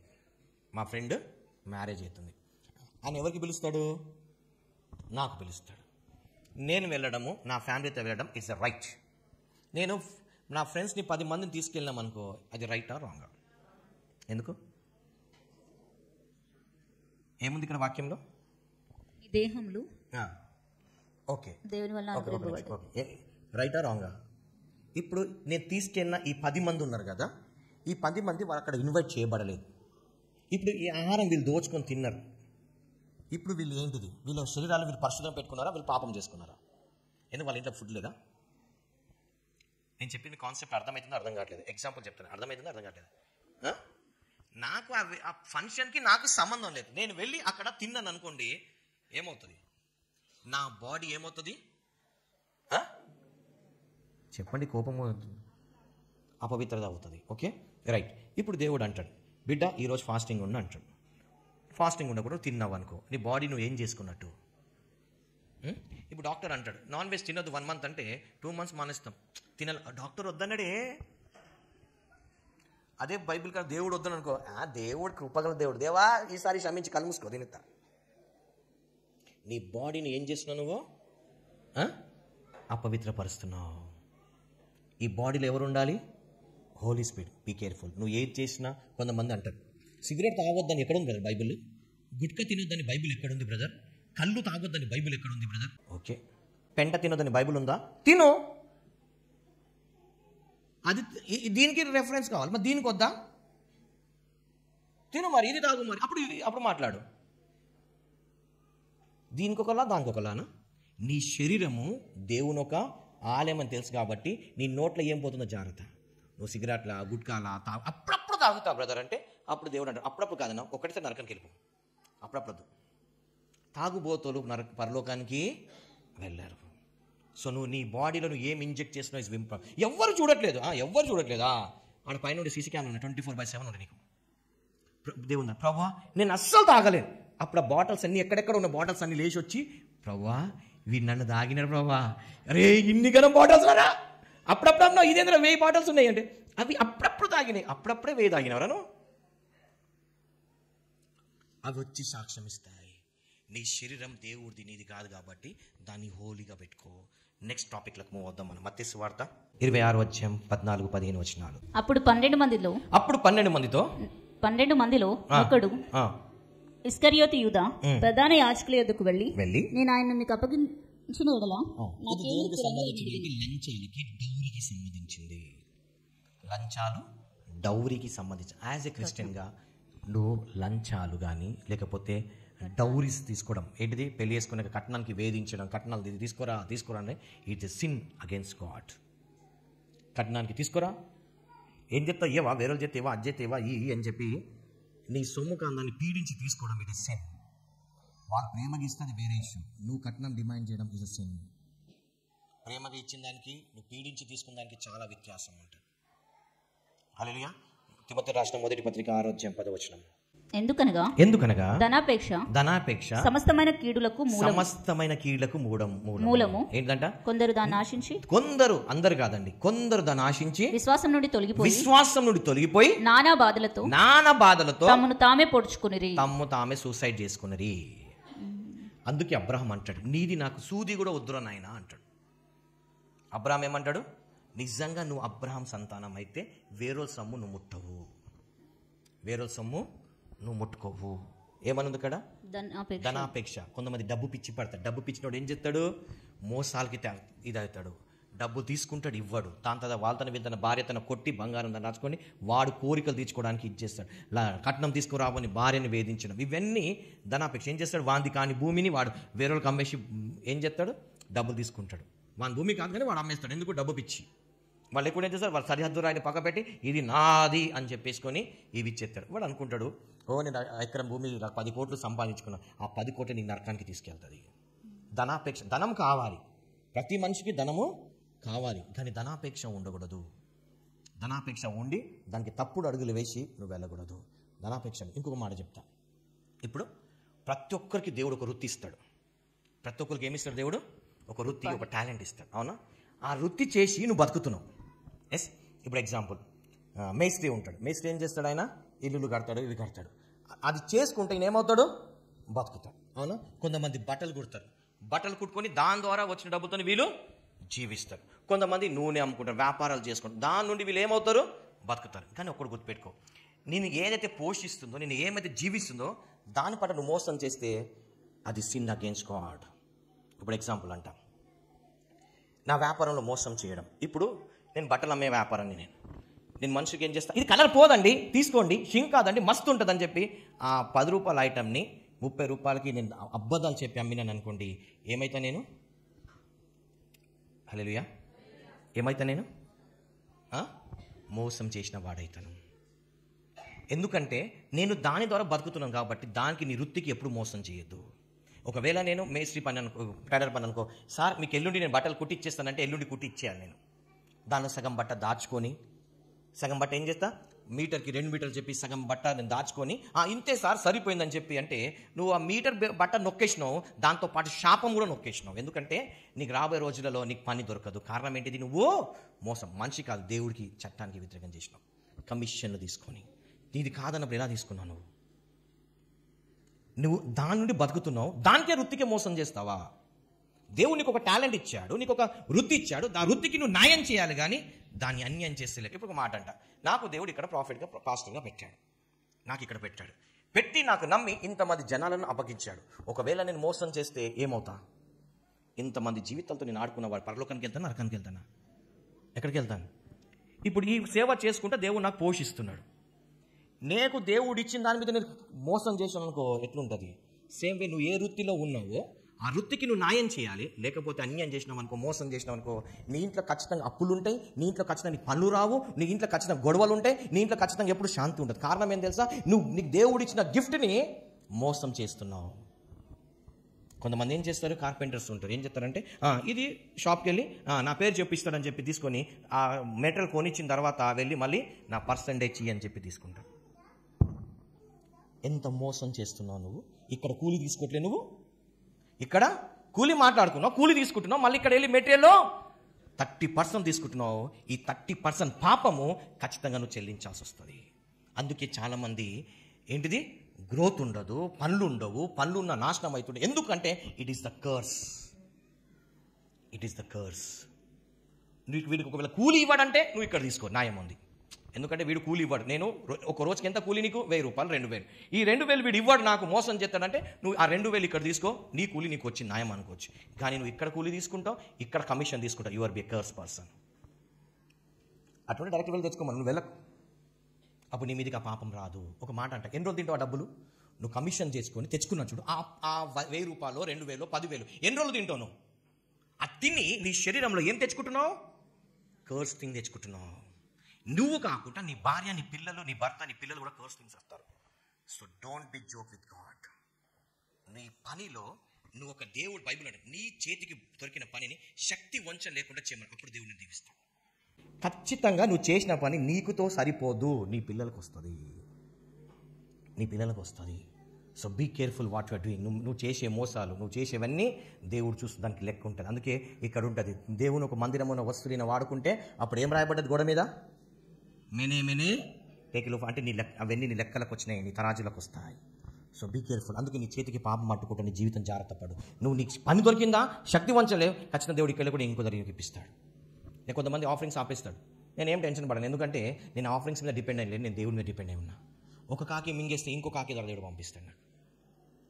నా తను ఎప్పుడు చూస్తే డబ్బులు ఉండదు, కానీ ఆ ప్రతి అవసరం తీర్చబడతా ఉంటాయి. నా తను ఇప్పుడు చూడండి, నా మినిమం బ్యాలెన్స్ కూడా ఉండదు, కానీ నాకు ప్రతి అవసరాలు దేవుడు ఎట్లా తీర్చాలో తీరుస్తూనే ఉంటాడు. ఎందుకంటే I'm in the Kingdom of God. నేను ఖచ్చితంగా నేను చెప్పగలుగుతాను. ఒకరోజు వచ్చి ఒకరు అన్నాడు, నీ పిల్లలు అట్లా ఇట్లా అవుతారంటే నేను ప్రే చేసిన, ప్రేయర్ కూడా చేయలేదు. నేను మన పిల్లల కోసం, ఫ్యామిలీ అందరి కోసం డైలీ ప్రే చేస్తాను. నేను నా భార్య, పిల్లల కోసం, సంఘస్లో ఉన్న వాళ్ళ కోసం ప్రేయర్ డైలీ నేను ప్రే చేస్తాను. ఒకరోజు దేవుడు అన్నాడు, ఈ రోజు నుండి నీ పిల్లల లైఫ్ నేను మార్చబోతున్నాను. నేనేం అసలు మా పిల్లల గురించి నేను ప్రే చేయలేదు, నేను ఇది చేయలేదు. నీ పిల్లల లైఫ్ భవిష్యత్తుని దీవించబోతున్నాను, వాళ్ళకు హై ప్లేస్ని పెట్టబోతున్నాను, వాళ్ళని ఒక ఉన్నత స్థలాన్ని బహుగా వాడుకోబోతున్నాను అన్నాడు దేవుడు. ప్రభా నీ చిత్తం జరుగును కాక, కానీ ఒకటే అడుగుతాను, నేను నీ నుండి వాళ్ళు తొలగిపోకుండా చూసుకో ప్రభా అని. నేను ఒకటే పోటీ అడిగిన, ప్రభా అవన్నీ కరెక్టే, కానీ నీ నుండి తొలగిపోకుండా చూసుకో. రెండోది, నా శరీర పిల్లలతో పాటు నా ఆత్మీయ పిల్లలు కూడా ఒకసారి జ్ఞాపకం చేసుకోవాలని, నా స్పిరిచువల్ సన్స్, డాటర్స్ కూడా ఒకసారి జ్ఞాపకం చేసుకో. నువ్వు ఎన్ని బ్లెస్ చేసినా నేను హ్యాపీ కాదు, కానీ వాళ్ళు నీలో నుండి తొలగిపోకుండా చూసుకో ప్రభా. వాళ్ళు నీకు హత్తుకొని ఉండాలి. ఈ బ్లెస్సింగ్ ఇచ్చినా ఇవ్వకుండా నాకు పర్లేదు, కానీ వాళ్ళు నిన్ను విడిచిపెట్టదు, నీకు నమ్మకంగా ఉండాలి. వాళ్ళు ఎంతకాలం వాళ్ళకు 100 ఏళ్ళు మనం అడగట్లే, వాళ్ళు ఎంతకాలం ఉన్నా కానీ చచ్చిపోయి చివరి క్షణం వరకు నీకు ఫేత్ఫుల్గా ఉండాలి. అది నేను దేవుని అడిగిన. ఎందుకంటే నా నెక్స్ట్ జనరేషన్ అది స్పిరిచువలే కానీ ఫిజికలే కానీ గాడ్కి ఫేత్ఫుల్నెస్గా ఉండాలి. ఏమని అంటున్న పౌలు భక్తుడు ఇక్కడ 1 కొరింథీయులకు రాసిన పత్రిక 16:22 ఎవడైనను అంటే ఇది ఇండివిజువల్, ఓకే, వ్యక్తిగతంగా సంబంధించింది. ఎవడైనను ప్రభువుని ప్రేమింపకుంటే అంటే ప్రతి ఒక్కరు ఇండివిజువల్గా దేవుని ఏం చేయాలంట? ప్రేమించాలి. ఓకే, ఒక మాట అంట, దేవుని నువ్వు నిజంగా ప్రేమిస్తే దేవుడు చేసిన కార్యాలను కూడా నువ్వేం చేస్తావు? ప్రేమించావు. నువ్వు దేవుని ప్రేమిస్తే దేవుడు నీకు ఇచ్చిన అన్నిటిని కూడా నువ్వేం చేస్తావు? ఒక మాట అంట, దేవుడిని ప్రేమించినావు అనుకో, నీకు భర్త ఇచ్చింది ఎవరు? భర్తను ప్రేమించావు. నీకు భార్య ఇచ్చింది ఎవరు? భార్యను ప్రేమించావు. నీకు పిల్లలు ఇచ్చింది ఎవరు? అయ్యో ఫాస్టింగ్ ఉన్నారా? పిల్లలు ఇచ్చింది ఎవరు? మరి పిల్లల్ని ప్రేమించావు. కసురుకుంటావా, చీపోరా అంటావా? నువ్వు నిజంగా దేవుని ప్రేమిస్తే నీ భార్యని, నీ భర్త, నీ పిల్లలు ఏం చేస్తావు? నువ్వు ఇచ్చిన ఉద్యోగాన్ని ఏం చేస్తావు? ఉద్యోగం ఇచ్చింది ఎవరు? దాన్ని ఏం చేస్తావు? నీకు వ్యాపారం చేసిన ఒక వ్యాపారాన్ని ఎవరిచ్చారు? దేవుడు. నీ బిజినెస్, నీకు వృత్తి ఎవరిచ్చారు? దాన్ని ఏం చేస్తావు? ప్రేమిస్తావు. నువ్వు దేవుని ప్రేమిస్తే దేవుడిచ్చిన సమస్తానికి నువ్వేం చేస్తావు? ప్రేమిస్తావు. కానీ గొడవలు పెట్టి కయ్యలు పెట్టుకోను. ఎస్, అవునా కాదు? దేవుడిచ్చిన సమస్తాన్ని నువ్వేం చేస్తావు? ప్రేమిస్తావు. అక్కడ నెగిటివ్ ఉంటే దాని నెగిటివ్ అట్మాస్ఫియర్ని పాజిటివ్గా మారుస్తావు. దుఃఖం ఉంటే ఆ పరిస్థితి సంతోషంగా మారుస్తాను. ఎందుకు? నువ్వు దేవుని ప్రేమిస్తే. దేవుని ప్రేమించే వారికి అనగా పిల్లబడకు సమస్తం సమకూడి మేలు కోసమే జరుగుతాయి. హల్లెలూయా. ఇక్కడికి వద్దాం. గలితీయులకు రాసిన పత్రిక 1:8-9 అయిపోయింది, ముగించడానికి వచ్చేసిన లాస్ట్ ఇంకొకటి. గలితీయులు 1:8-9. మేము మీకు ప్రకటించిన సువార్త కాకుండా మరి ఒక సువార్త మేమైనను పరలోకంలో నుండి వచ్చిన దూత అయినను మీకు ప్రకటించిన ఎడల అతడు శాపగ్రస్తుడు అగునుగా. చూడండి, సువార్త ఎవరు ప్రకటించాలి? దేవుడు సువార్తను ప్రకటించేది దూతలకి ఇవ్వాలి. ఎవరికి ఇచ్చారు? మనుషులకు ఇచ్చారు. ఆల్రెడీ నీకు ఇక్కడ బైబిల్లో సువార్తలు ఉన్నాయి. ఇవి కాకుండా ఇంకొకటి ఉందని నీకు చెప్పడానికి ఎవరైనా వస్తే వారితో చేయకూడదు, కలపొద్దు. వాని సువార్త నువ్వు వినకూడదు. ఒకవేళ వింటే నువ్వు ఏమవుతావు? షాపు. కొంతమంది మాకు కూడా చర్చ్ పెట్టినప్పుడు చర్చ్ అయిపోగానే వచ్చి ట్రాక్ చేసేటోడు. ఎవరు అంటే యెహోవా సాక్షులు, యేసు ప్రభు దేవుడు, యెహోవా దేవుడు అన్ని కొన్ని రెఫరెన్స్ బట్టి పడతారు. దానికి టకటక చేసి నీ బుర్రంతా ఖరాబ్ చేస్తారు. Be careful. ఈ రోజులలో చాలా డాక్టరీన్స్ వచ్చేసాయి. ఇది ఒక చెప్తా. బైబిల్లో అన్నీ ఉన్నాయి. పాలిటిక్స్ ఉన్నాయా? ఉన్నాయి. మ్యారేజ్ గురించి ఉందా? ఉంది. పరలోకం గురించి ఉందా? ఉంది. నరకం గురించి ఉందా? ఉంది. స్వర్గం గురించి అంటే నువ్వు ఎలా హ్యాపీగా జీవించాలుందా? ఉంది. నువ్వు శాపాలు ఉంటే ఎలా ఉంటావుందా? ప్రతిదీ బైబిల్. వ్యాపారం ఎలా చేయాలో బైబిల్ ఉంది. అన్ని లాభాలు నష్టాలు అన్నీ బైబిల్లో దేవుడు ఆల్రెడీ మనకు చేసి ఇచ్చాడు. ఇది కాకుండా ఇంకోటి ఏముందంట బైబిల్ అన్నట్టు, దీన్ని ఏది కలపొద్దు, తీసివేదు. కలిపినా తీసివేదు, రెండు ఏది చేసినా శాపగ్రస్తుడు. సో నిన్ను నువ్వు నీ కుటుంబాన్ని మోసపరుచుకుంటా నువ్వు నరకానికి వెళ్ళొద్దు, శాపగ్రస్తుడు కావద్దంటే నువ్వు బైబిల్ చదివి దాన్ని పాటించు. వాడు వచ్చి 10 రెఫరెన్స్ చెప్పి బుర్రా ఖరాబ్ చేస్తే నువ్వు బుర్రగా. నీకు ఒక స్టాండర్డ్ ఉండాలి. నీకంటూ ఏముండాలి? ఒక స్టాండర్డ్ ఉండాలి. ఎవరైనా వచ్చి అరే వేరే మీ డాడీ కాడంటే నువ్వేమనాలి? మీ డాడీ కాదురా, చూడు నువ్వు ఏ కలర్ వేసుకున్నావు, మీ డాడీ ఏ కలర్ వేసుకున్నావు, చూడు నువ్వు హైట్ ఉన్నావు, నువ్వు వాడు పొట్టుకున్నాడు అని చెప్పి కంపేర్ చేస్తే, అవునరా ఈయన మా నాన్న కాదంటావా? అవునరా ఈమె మా అమ్మ కాదంటావా? ఎందుకనో? అరే నాకు పుట్టి కని పెంచి ఇంత పెంచడానికి కాబట్టి నువ్వు ఇప్పుడు వచ్చి 10 సెకండ్లు వచ్చి 10 కంపేర్ చేసి కాదంటే నమ్ముతానరా? అందుకే నీకు ఒక స్టాండర్డ్ ఉండాలి. రాంగ్ డాక్టరింగ్స్ ఇంజెక్ట్ చేసుకోకూడదు. అందుకే బైబిల్ చదవండి. ఎవడు రైటా ఎవరు రాంగా చూసుకోవాలి. కొంతమంది చూడండి, అద్భుతాలు బైబిల్లో ఉంది. చివరి దినాలు అద్భుతాలు జరుగుతాయని. అభక్త ప్రవక్తలు వచ్చి అద్భుతాలు చేస్తే నిజమైన ప్రవక్త వచ్చి ఇంకెన్ని అద్భుతాలు చేస్తారు. అయితే అభక్త ప్రవక్తకు నిజమైన ప్రవక్త తేడా తెలుస్తుంది. చెప్తాం. బైబిల్లో యేసు ప్రభు శిష్యులు అద్భుతాలు చేసినప్పుడు పాత నిబంధన అద్భుతాలు చేసినప్పుడు ఏం జరిగింది? దేవుని ఒక భయం వచ్చిందా? వాళ్ళు దేవుడికి అటాచ్మెంట్స్ అయినారా? అమ్మో ఏలియా వచ్చి జరగానే అమ్మో యెహోవాయే నిజమైన దేవుడు అని అన్నారా? కొత్త నిబంధనలో పరిశుద్ధాత్మ కుమారుడు యేసు ప్రభు రక్షణ కార్యాలు జరిగినాయా? బాప్టిజాలు జరిగినాయా? పరిశుద్ధాత్మతో నింపబడ్డారా?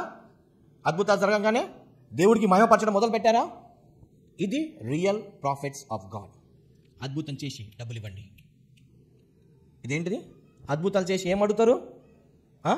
సో చెయ్యి. It's not according to Bible. నువ్వు డబ్బులు ఇస్తే నీకు ప్రాఫెస్ చెప్తా, డబ్బులు ఇస్తే నువ్వు కలుస్తా. Be careful. నిజమైన ప్రవక్త వాళ్ళు ప్రాఫెస్ కరెక్ట్గా చెప్తారు. నేను చెప్తాను, నేను ఆఫ్రికాకి వెళ్ళినప్పుడు నా పక్కకు కూర్చున్నాడు ఒక ప్రాఫిట్. ఆయన నా గురించి ప్రాఫెస్ చెప్తుంటే కరెక్ట్ చెప్తున్నాడు. తర్వాత ఏమన్నా తెలుసా?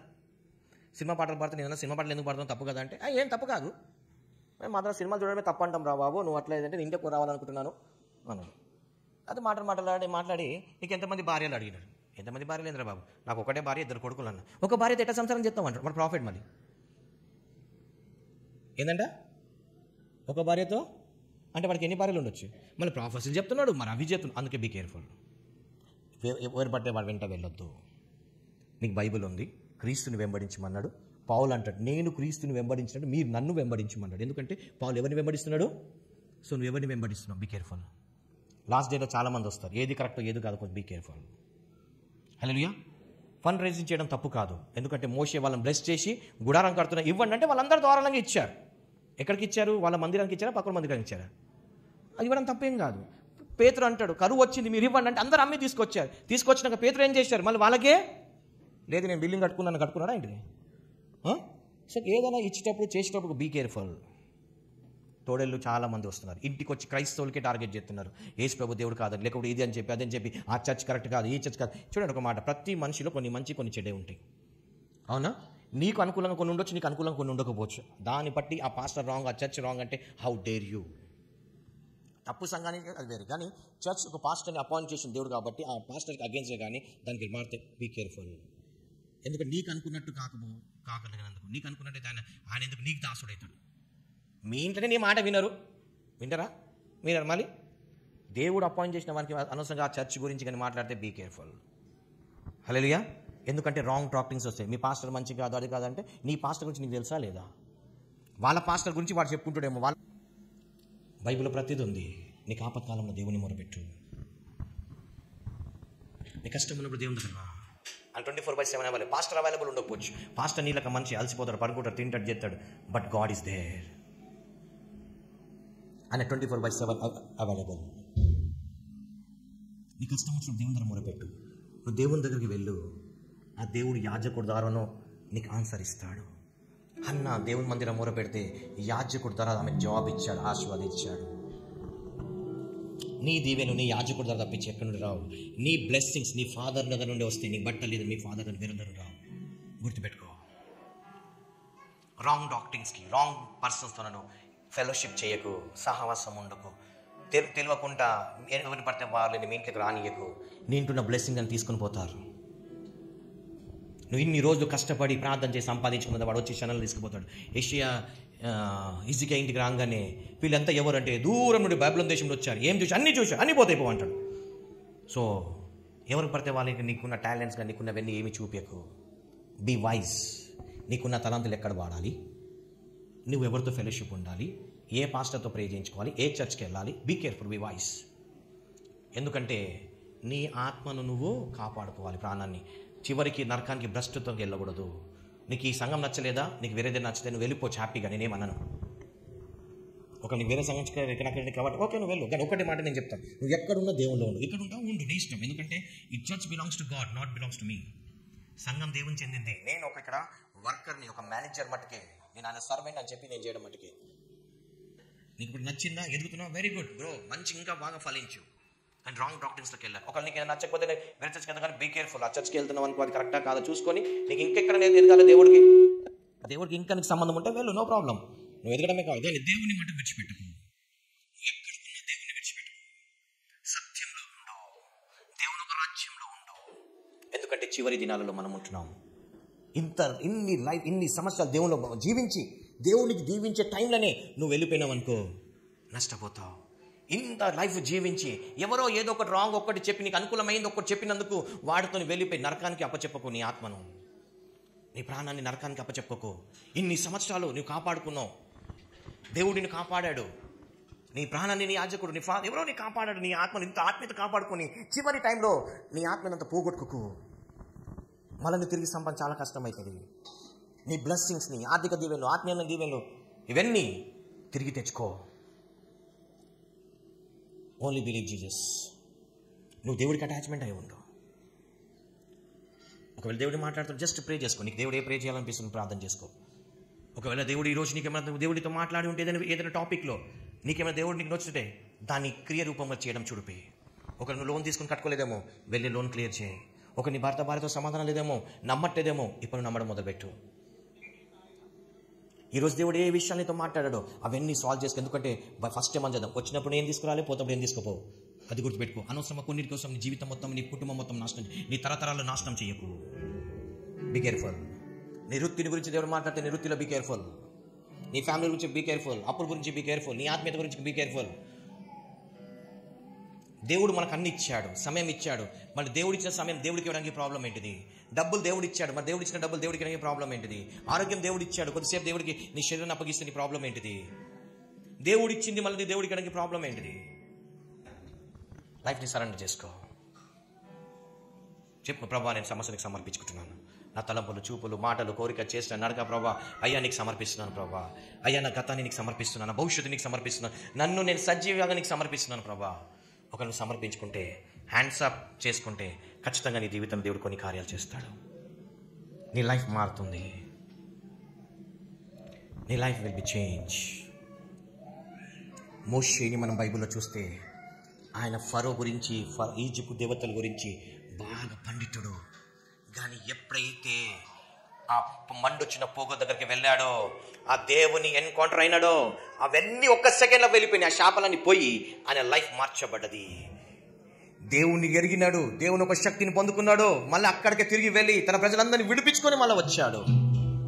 ఒక్క ఎన్కౌంటర్ దేవుడితో లైఫ్ని చేంజ్ చేసింది. ఈరోజు నువ్వు కూడా దేవునితో ఎన్కౌంటర్ అయితే నీ లైఫ్ చేంజ్ అవుతుంది. God knows. దేవుడు తెలుసు మోషే యొక్క బలహీనత, దేవుడు తెలుసు మోషే యొక్క బలము, దేవుడు తెలుసు మోషే ఎట్లా ఉంటాడు, దేవుడు తెలుసు.